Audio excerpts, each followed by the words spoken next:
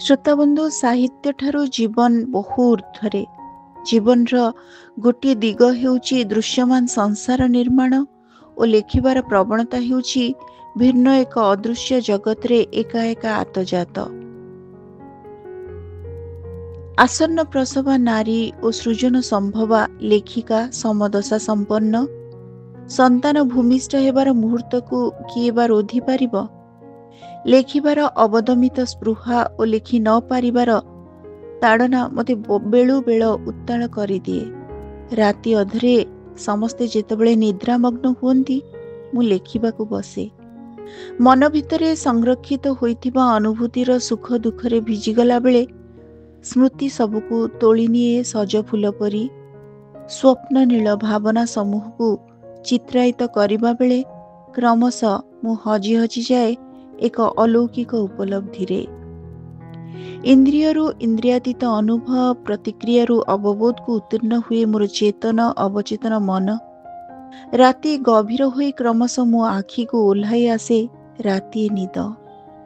ରାତି ପାହେ, ନିଦ ଭାଙ୍ଗେ, ପୁଣି ଥରେ ଜଞ୍ଜାଳରେ ଅଟକବନ୍ଦୀ ହେଲାବେଳେ ମନେ ପଡ଼େ ବିଗତ ସ୍ୱପ୍ନରେ ଲଭିଥିବା କିଛି ଭାବର ଇଙ୍ଗିତ ବା ଶବ୍ଦାବଳୀ।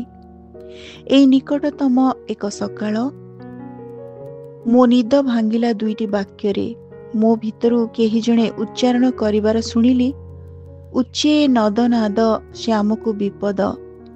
ଭାବିଲି, କ'ଣ ହୋଇପାରେ ଏହାର ଅର୍ଥ? ସତରେ ଶୟନେ ସପନେ ଜାଗରଣେ ମୁଁ କବି ମନ ନେଇ ବଞ୍ଚୁଥାଏ। କବିତା କାହାଣୀର ଅସରନ୍ତି ଚିତ୍ର ଚରିତ୍ର ସହ ଏକାତ୍ମ ହୋଇ ସଂସାର ଓ ସୃଜନର ମଧ୍ୟବିନ୍ଦୁରେ ଅବସ୍ଥାନ କରିବା ମୋ ପାଇଁ ଦିବ୍ୟ କୃପା ନୁହେଁ ତ ଆଉ କ'ଣ? ସଂସାର ମୋତେ ଯୋଗାଇଛି ସୃଜନର ଉପାଦାନ, ସୃଜନ ମୋତେ ଶିଖାଇଛି ସଂସାର ଗଢ଼ିବାର କୌଶଳ। ମୋ ସଂସାରୀ ମନର ନିତ୍ୟ ସୃଜନ ମନସ୍କତା ମୋତେ ତଥାକଥିତ ନାରୀ କୈନ୍ଦ୍ରିକ ଦୃଷ୍ଟିଭଙ୍ଗୀରୁ ଊର୍ଦ୍ଧ୍ୱକୁ ନେଇଯାଇଛି। ଶ୍ରୋତାବନ୍ଧୁ, ଏଭଳି ସୁନ୍ଦର ଉକ୍ତିର ପ୍ରବକ୍ତା ଥିଲେ ଆମ ସମୟର ଜଣେ ବିଶିଷ୍ଟ କଥାକାର ଡକ୍ଟର ସୁଷମା ମିଶ୍ର।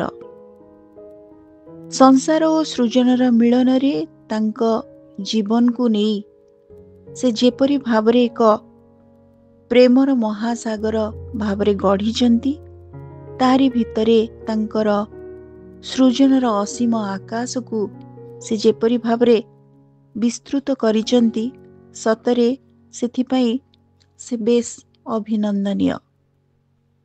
ଡକ୍ଟର ସୁଷମା ମିଶ୍ର 1960 ମସିହା ଜୁନ 20 ତାରିଖରେ ପିତା ଦିବାକର ମିଶ୍ର ମାତା ଦେବଲକ୍ଷ୍ମୀ ମିଶ୍ରଙ୍କ କୋଳ ମଣ୍ଡନ କରି ବୀର ପ୍ରତାପପୁରରେ ଭୂମିଷ୍ଠ ହୋଇଥିଲେ। ସେ ଓଡ଼ିଆ ଭାଷା ସାହିତ୍ୟରେ MA PhD, ଆକାଶବାଣୀର ଜଣେ ବିଶିଷ୍ଟ କଳାକାର, ଦୂରଦର୍ଶନ ଏବଂ ଅନ୍ୟାନ୍ୟ ବିବିଧ ଚ୍ୟାନେଲରେ ବିଭିନ୍ନ କାର୍ଯ୍ୟକ୍ରମରେ ଅଂଶଗ୍ରହଣ କରନ୍ତି। ତାଙ୍କର ସୃଷ୍ଟି ସମୂହରେ ରହିଛି ଆଦି ପୁରୁଷ, ବରବର୍ଣ୍ଣିନୀ, ହାତମୁଠାରେ ସ୍ୱପ୍ନ, ମୁଖରିତ ନୀରବତା ଭଳି କବିତା ସମୂହ। ଗଳ୍ପ ପୁସ୍ତକରେ ରହିଛି ଅନ୍ତରଙ୍ଗ ସମୟ, ମାର୍ଫତ ମାଟି। ସେ ଜଣେ ବିଶିଷ୍ଟ ସମାଲୋଚିକା ମଧ୍ୟ। ଗଦ୍ୟ କବିତାର ଅନ୍ତର୍ଛନ୍ଦ 70ରୁ ସମ୍ପ୍ରତି ଏକ ଉଚ୍ଚକୋଟୀର ସମାଲୋଚନା ପୁସ୍ତକ ତାଙ୍କର। ପିଲାଙ୍କ ପାଇଁ ଅନେକ ଶିଶୁ ସାହିତ୍ୟର ସେ ରଚୟିତ୍ରୀ।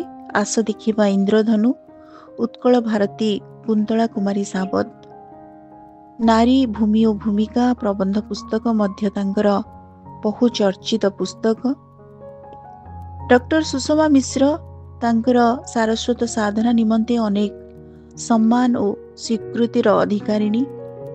ତନ୍ମଧ୍ୟରେ ସୁବ୍ରତ ରଥ ସ୍ମାରକୀ ଗଳ୍ପ ପୁରସ୍କାର, କାଦମ୍ବିନୀ କବିତା ସମ୍ମାନ, ଶ୍ୱେତ ସଂକେତ ଗଳ୍ପ ସମ୍ମାନ, ପୂର୍ଣ୍ଣେନ୍ଦୁ ସ୍ମୃତିସାରମ ସ୍ମାରକୀ ପ୍ରବନ୍ଧ ସମ୍ମାନ, ଲିଟିଲ ଷ୍ଟାର ଶିଶୁ ସାହିତ୍ୟ ସମ୍ବର୍ଦ୍ଧନା, ଲାଡଲି ନ୍ୟାସନାଲ ମିଡିଆ ଆୱାର୍ଡ ପ୍ରମୁଖ ସମ୍ମାନରେ ସେ ସମ୍ମାନିତା।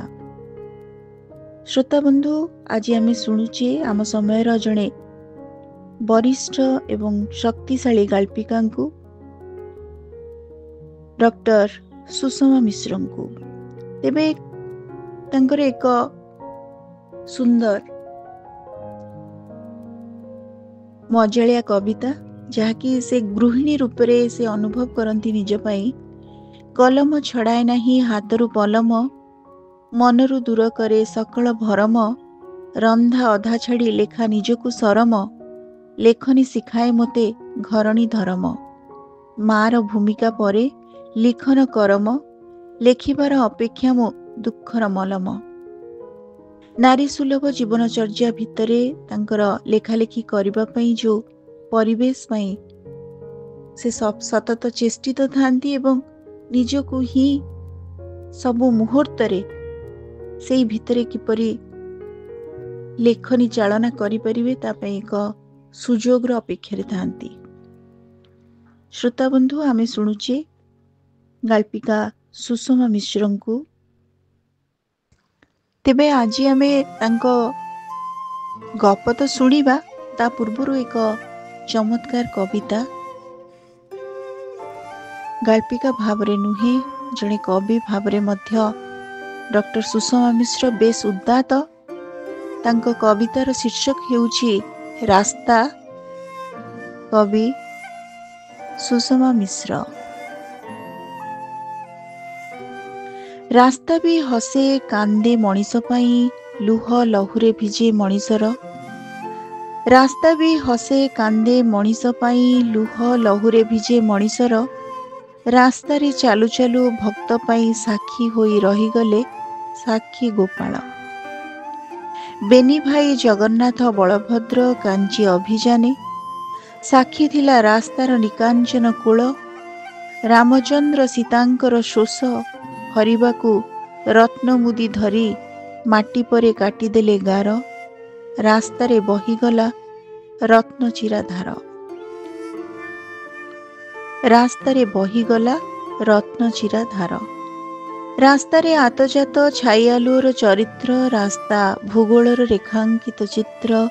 रास्ता फिटी फिटी आसीथिला दिने अंका बंका अरमा रास्तारू, सभ्यता रूप नेला धीरे धीरे अगना अगनी बनस्तरू। रास्ता भितरे अछि अनुभूति परस्त परस्त। रास्ता भितरे अछि अनुभूति परस्त परस्त, अमृत विषाक्त। रास्ता भोगिछि तारी तियारी पई, चोट परे चोट खाई केमिति छटपट होइछि बसंत। केमिति प्राणठू अधिक केते भिटामाटी होई जाइछि विस्थापित। केही कानेइले सुनी पारिबो, केही कानेइले सुनी पारिबो, रास्ता केमिति केबे केबे कांदी पकाए। केही कानेइले सुनी पारिबो, रास्ता केमिति केबे केबे कांदी पकाए। सर्वहरा मनीषर बुकुथरा कोहरे कांदे ता छाती उपरे घटी जाउथुबा पोड़ा जला धर्षण हणा कटारे। कांदे पुणी सबु मनीषंकु कोळेई धरिथिबा वसुधा मार असह्य ज्वालारे। रास्ता चित होई पड़ी थाए। रास्ता चित होई पड़ी थाए अनेक नाम धरी। रास्ता दिसे पाद ओ चकतले बिछा होइथिबा चादर परी, अथवा रास्ता पृथ्वी मार पणत होई छुई दिए सेमानंकु जेउमाने तार पथचारी। रास्तार कोण सतकु सत थाए हृदय की मन। रास्तार कोण सतकु सत थाए हृदय की मन। दरदी पथिक काले शुणी पारे रास्तार स्पंदन। बाम की डाहाण पाख न थाए रास्तार, चालुथिबा लोकटीर कड़ अनुसारे रास्तारे बदली जाए दिगर विचार। रास्तारे पिचु तरले वर्षा नाचे, बन्या उछुळे, फूल बर्षे, हाथी माड़े, दुर्घटना अघटना घटे। केबे छातीरे तार आनंदर पटुआर, केबे पुणी डेंगुरा बाजी थाए अंतिम यात्रार। रास्तार दुई पाखे कि सुंदर तोरण परी लागी थाए गछर गहळ। रास्ता केबे नाक सीधा तो केबे सर्पिल, केबे तळकु तळ अतळ, केबे उपरकु उपरकु बहुतळ। कालरु कालांतर रास्ता पड़िछि पड़िथिब निरंतर। रास्ता ही यात्री को मुहाई पारे जलस्थल आकाश पथरे, काले काले घेना करी नुआ कलेबर। ରାସ୍ତା ପାରି ହେଲା ବେଳେ ଆଜିକାଲି ଲାଗେ ମତେ ଏମିତି ତ କେବେ ଦିନେ ଆଗପଛ ହୋଇ ସଭିଏ ପାରି ହେବା ଜୀବନର ରାସ୍ତା। ରାସ୍ତା ପାରି ହେଲା ବେଳେ ଆଜିକାଲି ଲାଗେ ମତେ ଏମିତି ତ କେବେ ଦିନେ ଆଗପଛ ହୋଇ ସଭିଏ ପାରି ହେବା ଜୀବନର ରାସ୍ତା।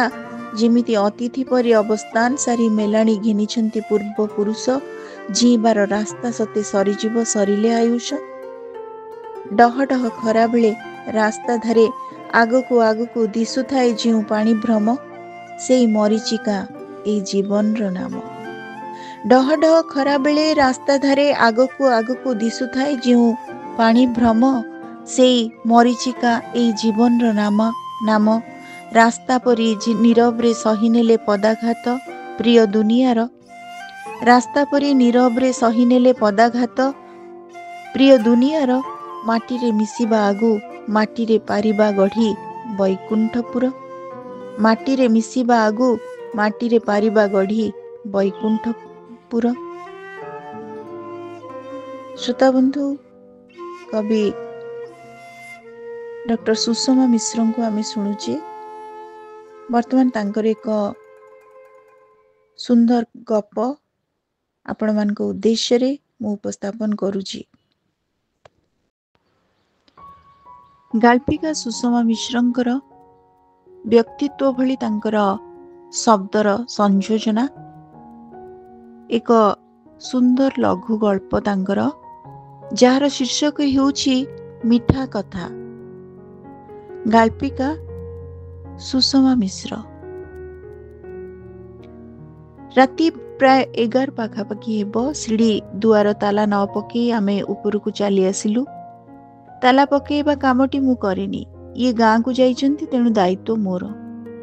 ଆମ ସାମ୍ନା ଘର ପୁଅ ରାଜାର ବାହାଘର ଭୋଜି ଥିଲା, ସେମାନେ ତ ଫେରିବାକୁ ବହୁତ ଡେରି ହେବ। ଆମ ଉପର ଘର ମାଉସୀ ଓ ମୁଁ ସାଙ୍ଗ ହୋଇ ସନ୍ଧ୍ୟାବେଳେ ଯାଇ ଭୋଜିରେ ଯୋଗ ଦେଇ ଫେରି ଆସିଲୁ। ସମସ୍ତଙ୍କ ପାଖରେ ସିଡ଼ି ଘର ଚାବି ଅଛି, ହେଲେ ମାଉସୀ ଘରୁ ଚାବି ଧରି ଆସିନଥିଲେ। ମୋର ତ ସହଜେ ଅଭ୍ୟାସ ନାହିଁ ଚାବି ପ୍ରଭୃତି ଧରିବା, ତେଣୁ ସିଡ଼ି ଘର କବାଟରେ ତାଲା ପକେଇ ନ ପାରି ଆମେ ଉପରକୁ ଆସିଗଲୁ। ମାଉସୀ ଉପର ସିଡ଼ିରେ ଚଢ଼ିଲା ବେଳେ ମୋତେ କହିଦେଲେ, ଝିଅ, ତୁମେ ତୁମ ଘରୁ ତୁରନ୍ତ ଚାବିଟା ନେଇ ତଳକୁ ଯାଇ ଗ୍ରିଲରେ ତାଲାଟା ପକେଇ ଦିଅ। ତୁମେ ତ ଜାଣିଛ ପୁଣି ତଳକୁ ଆସିବା ପାଇଁ ମୋ ପାଦରେ ଆଉ ବଳ ନାହିଁ। ତାପରେ ମଉସାଙ୍କ ଔଷଧ ଖାଇବା ସମୟ ବି ଗଡ଼ିଗଲାଣି। ମୁଁ କହିଲି, ମାଉସୀ, ଇଏ ଗାଁକୁ ଯାଇନଥିଲେ କେଡ଼େ ସୁନ୍ଦର ତାଲା ପକେଇ ଦେଇଥାନ୍ତେ। ମୁଁ ଚାବିଟା ଆଣୁଛି, ଆପଣ ଟିକେ ଏଇ ମଝିରେ ଠିଆ ହୋଇନାହାନ୍ତି? ତଳକୁ ଯିବାକୁ ମୋତେ ଡର ଲାଗୁଛି ତ। ମାଉସୀ ମୋତେ କଡ଼ା କରି ଶୁଣେଇଦେଲେ, ତୁମେ ଛୋଟ ବଡ଼ ସବୁ କାମକୁ ସ୍ୱାମୀ ଉପରେ ଏମିତି ଆଉଜି ପଡ଼ୁଛ କ'ଣ ପାଇଁ? ସମୟ କ'ଣ ସବୁବେଳେ ସମାନ ଥାଏ? ମୋ ଝିଅ କଥା ଦେଖୁଛ ତ? ଆରେ ମୋ ଜ୍ୱୋଇଁ ଦୁର୍ଘଟଣାରେ ଯିବା ପରଠୁ ଘର ବାହାର ସବୁ କାମକୁ ସେ ଆଗୁଆ। ମାଉସୀଙ୍କ ହାଡ଼ ଶୁଳିଆ କଥା ମୋ ଦେହରେ ଗଳିଗଲା ଯେମିତି। ଇଚ୍ଛା ହେଉଥିଲା ଭଲ କରି ଶୁଣେଇ ଦିଅନ୍ତି। ଅଚାନକ ତଳୁ ଏକାଧିକ ପାଦ ଶବ୍ଦ ଶୁଣାଯାଇ ଆମର ନିକଟତର ହେଲା। ମୁଁ ଚମକି ପଡ଼ିଲି। ମାଉସୀ କିନ୍ତୁ ପଚାରିଦେଲେ, କିଏ ସେ କିରେ? ଶୁଭିଲା ଆମ ଘରେ କାମ କରୁଥିବା ଟୁନିର ସ୍ୱର। ମାଉସୀ ବଙ୍କେଇ ତେଢ଼େଇ କହିଲେ, ଓ ଟୁନି, ବାବୁ ନାହାନ୍ତି ବୋଲି ତୁ ତୋ ବନିତା ମାକୁ ପହରା ଦେବାକୁ ଆସିଗଲୁ ନା କ'ଣ ମ? ନାଇଁ ବା, ବାହାଘର ଭୋଜିରୁ ତ ନ ଖାଇକି ଏଇନେ ଫେରୁଛୁ। କାମ ଛିଡ଼ିଲେ ସିନା ବନି ମାଙ୍କୁ ପହରା ଦେବି। ହଁ ହଉ, ତୁ କାମ ଛିଡ଼ା କି ନ ଛିଡ଼ା ମୋର କି ଯାଏ। ଏମିତି କହି ମୁହଁଟାକୁ ମୋଡ଼ି ଦେଇ ମାଉସୀ ଚାଲିଗଲେ। ମୋତେ ଲାଗିଲା ଯେ ଗୋଟେ ନକାରାତ୍ମକ ଆବେଷ୍ଟନୀରୁ ମୁଁ ମୁକ୍ତ ହୋଇଗଲି। ଶୋଇବା ପାଇଁ ଟୁନି ଏକା ନ ଆସି ତା ଝିଅମାନଙ୍କୁ ଧରିକି କାହିଁକି ଆସିଛି ବୋଲି ମୁଁ ମନରେ ଭାବୁଥାଏ। ଟୁନି ମୋ ହାତରୁ ଚାବି ନେଇ ଆମ ଘର ତାଲା ଖୋଲିଦେଲା। ତା ପଛେ ପଛେ ତାର 3 ଝିଅ ଘର ଭିତରକୁ ପଶିଗଲେ। ବଡ଼ ମୋତେ ଚୁପ୍ କରି କହୁଥାଏ, ମା, ଟିକେ ଟିଭି ଲଗେଇ ଦେଉନ। ବଡ଼ ଝିଅକୁ ଶାସନ କରୁଥିଲା ଟୁନି। ସାନ 2 ଝିଅ ଖାଇବାକୁ ଦେ ବୋଲି ମା ପାଖରେ ଅଳି କରୁଥିଲେ। ଟୁନି କହିଲା, ମା, ମୋ ପିଲାଙ୍କୁ ଯାହା ଅଛି ଖାଇବାକୁ ଦିଅ, ଭୋକରେ ଅଛନ୍ତି। ସେ ତଳକୁ ଯାଇ ସିଡ଼ି କବାଟରେ ତାଲା ଲଗେଇ ଦେଇ ଆସିଲା।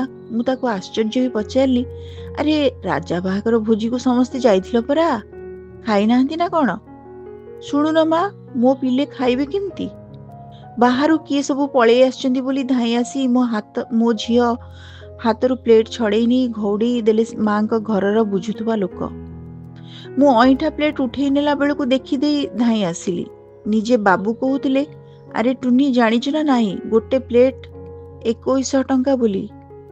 ମୁଁ କହିଲି, ହଁ ହଁ ମା ଆଗରୁ କହିଥିଲେ, ଏକା ବଡ଼ ଝିଅ ଗୋଟେ ପ୍ଲେଟ୍ ଆଣିବ, 3 ଭଉଣୀ ଖାଇବେ। ମୋ ଝିଅ ଜାଣିଛି ବାବୁ।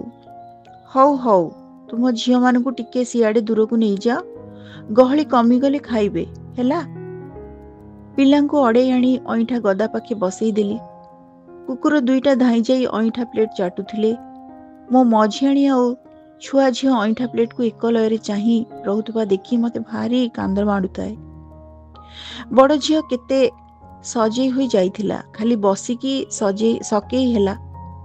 ଆମକୁ କାହିଁକି ଏଠିକି ଆଣିଲୁ, ଆମେ ଘରକୁ ପଳେଇ ଯିବୁ କହି ଖାଲି କାନ୍ଦିଲା। ମୋର ବି ଇଚ୍ଛା ହେଲା ଲାଇନ ଅଟୋରେ ପିଲାଙ୍କୁ ଧରି ପଳେଇ ଆସନ୍ତି, ହେଲେ ମୋ ପରି ଗରିବ ବିଧବା ସ୍ତ୍ରୀ ଲୋକଟିଏ ରାଗ ଅଭିମାନ କଲେ ବଞ୍ଚିବ କେମିତି? ପୁଣି ଏଇ ଖଟଣୀର ପଇସା ନେଲେ ଯାଇ ସଉଦା ଦୋକାନରେ ସୁଝିବି। ହେଇଟି ମା, ଘରେ ତ ଆଜି ତୋରାଣୀ ବି ନାହିଁ। ଭାତ ଡେକ୍ଚି ମାଜି ମୁଜି ଉଗାଡ଼ି ଦେଇଛି। କ'ଣ ଅଛି ମା? ମୁଢ଼ି ଚୁଡ଼ା ଯା 2ଟା ଦେଇଦେଲେ ପିଲା ଖାଆନ୍ତେ। ମୁଁ ଥଣ୍ଡା ପାଣି ମୁନ୍ଦେ ପିଇ ଦେଇ ଶୋଇପଡ଼ିବି, ମୋତେ ଭୋକ ନାହିଁ। ଟୁନି ତଳେ ଗଡ଼ି ପଡ଼ିଲା। ସାଙ୍ଗେ ସାଙ୍ଗେ ତା ଆଖି ନିଦରେ ଲାଗିଗଲା। ଯାହା ହେଉ ଫ୍ରିଜରେ ଥିଲା ପିଠଉ, ଗୋଟିଏ ଗିନା ଗୁଗୁନି ବି ବଳିଥିଲା। ପିଲାଙ୍କୁ ଚକୁଳି ପିଠା ଗୁଡ଼ ଗୁଗୁନି ଦେଲି, ଭାରି ଖୁସିରେ ଖାଇଲେ। ଟୁନିକୁ ଉଠେଇ ବାଧ୍ୟ କରି ପିଠା ଖଣ୍ଡେ ଦେଲି। ମୁଁ ତାକୁ ବୁଝେଇକି କହିଲି, ଭୋଜିରେ ତୁମେମାନେ ନ ଖାଇ ପଳେଇ ଆସିଲ ଯେ, ଦେଖିବ ରାଜାର ମା କେତେ ମନ ଦୁଃଖ କରିବେ। ତୁମ କାମ ସରିଯିବା ପରେ ସମସ୍ତେ ଖାଇସାରି ଆସିଥାନ୍ତ ନା। ଟୁନି ମୁହଁ ମୋଡ଼ି ଦେଇ କହିଲା, ପାଣି ନଥାଇକି ସ୍ନାହାନ ନା, ଆଦର ନଥାଇ ଭୋଜନ। ହେଇଟି ମା, ସେ ଉପର ମା ଆଉ ରାଜା ମାଙ୍କ ଘରେ ଦାୟରେ ପଡ଼ିକି ମୁଁ କାମ କରୁଛି। ଯେତେ ଭଲରେ କାମ କଲେ ବି ଅଶାନ୍ତି। ତାଙ୍କ କଥା ଜମାରୁ ସହି ହେଉନି। କଥାରେ ଅଛି ପରା, ଜହ୍ନି ପିତାକୁ ପଛେ ଖାଇ ହେବ, ହେଲେ ମଣିଷ ପିତାକୁ ସହି ହେବନି। ୟାଙ୍କ କଥା ହଠାତ୍ ଗୁରୁବାଣୀ ପରି ମୋର ମନେ ପଡ଼ୁଥିଲା। ମୁଁ କାହା ଉପରେ ଚିହିଁକି ଉଠିଲେ ଇଏ କହନ୍ତି, କାହା ମନରେ କଷ୍ଟ ହେଲା ଭଳି କିଛି କଥା କେବେ ବି କହିବନି। ଜାଣିଛ ବନି, ଏ ଦୁନିଆରେ ଅନ୍ୟକୁ ମିଠା କଥା ଯିଏ କହେ, ସିଏ ହିଁ ଅମୃତର ସ୍ୱାଦ ଚାଖିପାରେ।